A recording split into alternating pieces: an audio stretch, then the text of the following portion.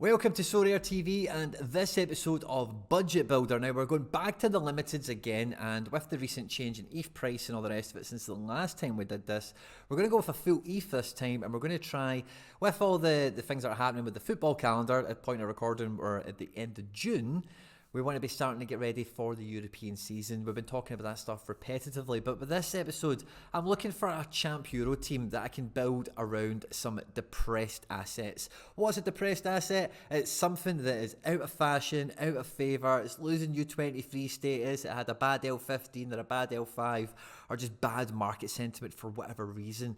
And around those pieces, we're going to try and just scatter around a club or two and see if we can fill that out to be a dominant SO5 lineup more weekends than not. At any point in the video today, if you do laugh, you learn, you like something or whatever, please do like the video, subscribe to the channel, leave a comment down below of any variations you would have on this again, as well as any suggestions on top of what we discussed in the video today. I hope you enjoy this one, stay out of trouble, and let's get stuck into it.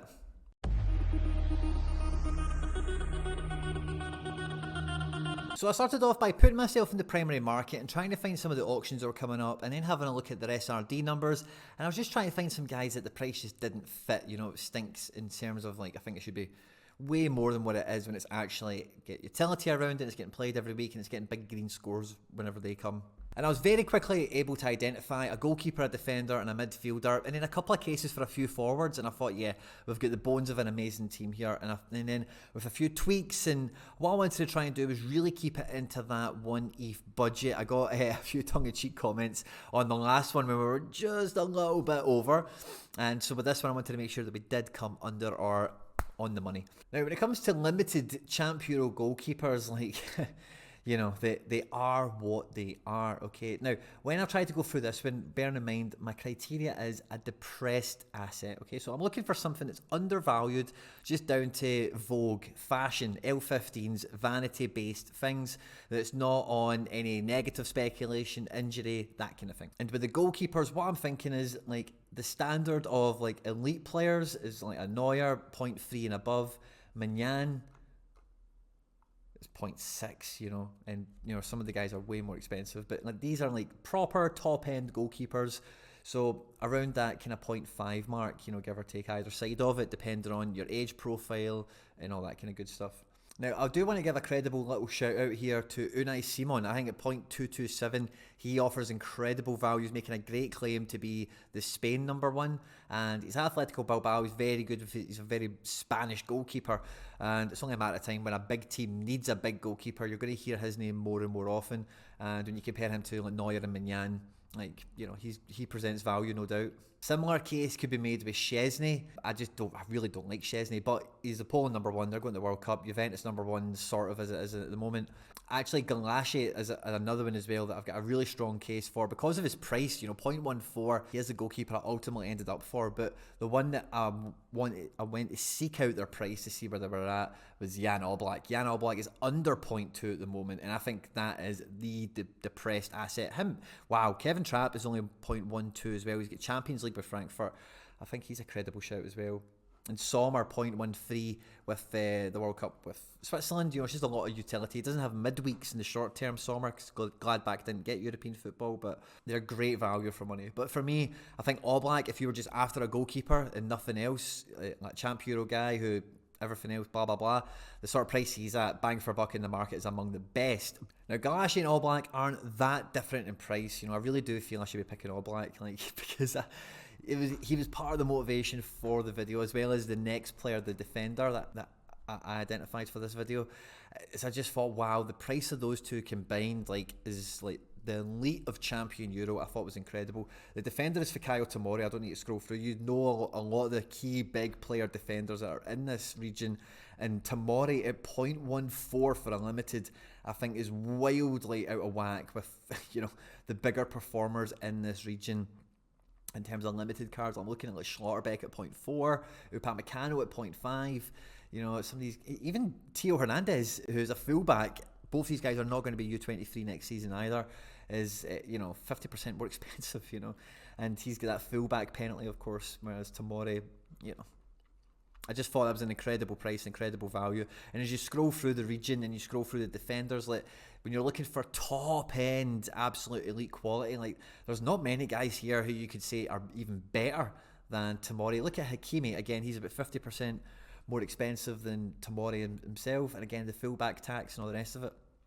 I thought Tomori was just incredible value, especially now as I'm going through it again. Anyone who's anywhere close to his level is either like double, treble his price, or anyone who is cheaper, they're just not as good, or there's a big question mark over their future in some way, shape or form. Now, the midfielder, when I came across the midfielder, I was like, oh my golly gosh, I'm going to make an amazing team around this guy for a few different reasons. Now, when I was going through the midfield, what, again, I'm trying to think about is depressed assets. I want to find guys who are, without question, top of the food chain, elite performers that are just depressed in price for some reason or another. And there's tons of credible candidates all across the Champ Euro midfielder spectrum. And that player is Marcos Llorente. Now, Marcos Llorente had some amazing scores a season or so ago, as a lot of Sorare managers will remember. He really came out of nowhere, and look at those scores, man. He was incredible, absolutely throttling it every game week. You know, this is back here from game week 127 through to game week 143. Now, the thing about Marcos Llorente is he had this incredible form, took a bit of an injury, and Atletico Madrid, for other reasons as well, kind of lost their way, and he had to be shoehorned. Like, he played everywhere for Atletico Madrid over the last year or so. And thanks to the fantastic facilities here at Sorare Data, I've got it on good authority from the accounts that I follow about Atletico Madrid that Diego Simeone wants Marcos Llorente in his optimal position when they got that great vein of form out of him. Now, it's identified here mainly as centre mid on that patch there, as we just seen. We can just filter them out on Sorare Data, so we can see these are his scores when he's played in that position for Simeone and for Atletico Madrid, and he just does not miss. 8 goals, 11 assists in that time, 1 penalty kick conceded, but look at these scores. Incredible, solid midfielder. Atletico Madrid I feel like they're getting back on their feet, and this guy at the moment, for a limited card, this will be the role he plays for Atletico Madrid, almost uncertainly, no doubt about it, and he's trading there now for €20 for a limited card. I just cannot believe it. And then when it came to forwards, the first one I wanted to go look for and just check the price of was Sebastian Haller. Now at 0.232, I think you can expect the same scores that we got from Haaland and from this guy, like predominantly over the last season or so. You know, they're not going to change too much in my opinion. Yeah, the 44s, the 37s are there to be had for this guy, but 60 pluses, 80 pluses are on the menu, 90 plus 100. The optimal pairing would be Adeyemi, who's also the exact same price, and that would be a fantastic double striker stack with a fantastic defender, goalkeeper, and midfielder behind it. And the price of all that comes in at around 3/4 of an Ethereum at point of recording. Now, an alternative you could do if we wanted to get... Partly what I've done with this, right, is I started off with Oblak, as I mentioned to you earlier. But I'm going to go back to Oblak, and I'm going to save the money on the Adeyemi. So I'm going to swap that around, basically. And I'm going to go for the depressed asset, which is Lautaro Martinez. He will be losing U23 status, as well as Tomori. So the listed prices that you see for both these guys, 0.2 for Lautaro, 0.14 for Tomori. I would expect in the immediate aftermath of July the 1st, when they lose those U23 little stickers on them, you might even get another 5 to 10% off of some of these prices. And that is the epitome of a depressed asset. I don't care that Lautaro Martinez is losing U23 status. With Lukaku going back to Inter Milan, you're going to expect to see Lautaro Martinez's scores come back from last season, really, when, you know, Inter went and won the league, and yeah, he had Lukaku in the team. There was just all these more deep greens were just so much more abundant. And I think this team kicks ass and takes names. And then with the change, that whole team there costs what? The recent average 0.788, that leaves us with 0.2 for a wee bit of buffer, and we can definitely fill that team out with other guys around Borussia Dortmund like Julian Brandt, Sally Ozcan. Both those guys trade for 0.3 and 0.2 respectively. Willy Orban 0.06. If we'd stayed with Oblak, his handcuff, Jan Blaswich or whatever, his limited goes for peanuts, and then we've got a wee bit of surplus left over there where we could maybe be looking to get in a backup striker, just in case one of those guys, the fixtures don't line up as an injury or something, and that would be Ben Yedder at the moment, trading for 0.125. So I think economically, Galashe is a much better kind of depressed asset because you can get that handcuff in for the same price as the All Black in essence. But I think All Black is just so elite that when he does kick into form again with Atletico Madrid next year, hopefully, that he could be a fantastic champion card, and he will be amongst the best goalkeepers. And the best way to nullify that in the leaderboard is by having those cards himself, you know, like the Tomori, like Llorente, like Lautaro Martinez and Hilaire. Some of these guys in each game weeks, they will be killers. They will be top 10 performing position players in their category, and you're just waiting for the game weeks where the stars align and they all kind of come in together. Over the last while, when these guys have been on the platform, as you can see, they would have bagged about 9 rewards over the time. We would have got up to the tier 1s once, and it would have been a bunch of tier 2s and tier 3s.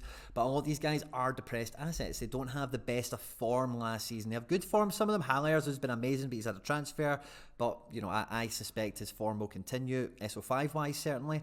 Lautaro Martinez, Tomori, they're losing that U23 status. All Black is kind of like, everyone's like, oh, All Black's a headache, when it's just been a bit of a crazy year for an outlier of a year for Atleti is probably the best way of putting it. We know Marcos Llorente is going to supposedly go back into his key position in $18, £18, €20, whatever it is. He's a fantastic midfielder to come good, and I had a lot of fun building this team, guys. Let me know your thoughts in the comment section down below about depressed assets, about these guys in Champion Euro that are slept on, just not in fashion, not in vogue, that you can go and snipe and pick up for a great price. I'd love to hear them in the comment section.